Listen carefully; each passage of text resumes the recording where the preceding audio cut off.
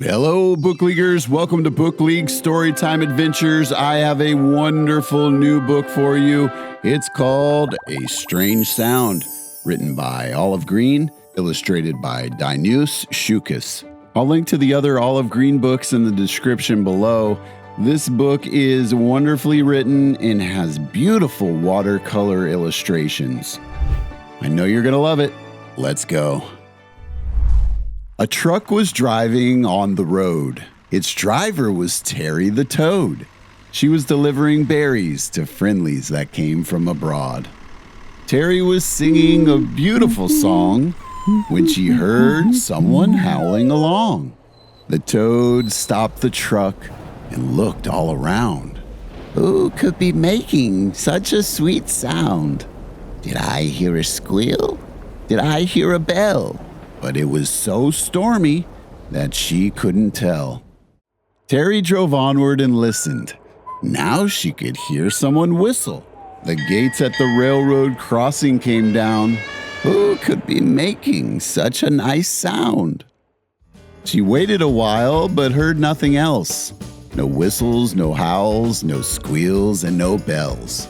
A beaver was singing, and so was a rat, but the sound Terry heard was sweeter than that. To Terry, nothing seemed out of the ordinary.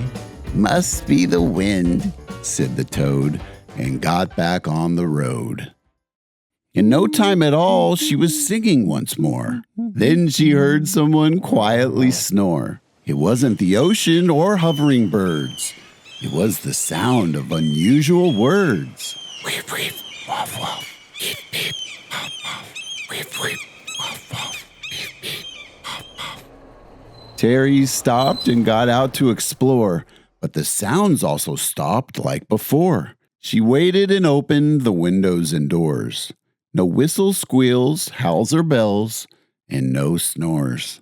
A big fluffy bear was dodging the bees, but Terry heard nothing except for the breeze. To Terry, nothing seemed out of the ordinary. Must be the wind, said the Toad, then shut the doors tight and got back on the road. In no time at all, she was singing once more. Then all of a sudden, she heard a roar. Uh-oh, uttered Terry. Now that sound was scary. That kind of sound is hard to ignore. The Toad once again got out of the truck. She looked underneath it and looked at the back. She searched through the fields, her eyes on the ground. What could be making such a strange sound? But when she opened the trailer and saw a black furry puppy curled up on the floor with two floppy ears and sharp little claws, covered in berries from head to paws. "Aw," said the Toad, "there you are. Catching a ride from afar?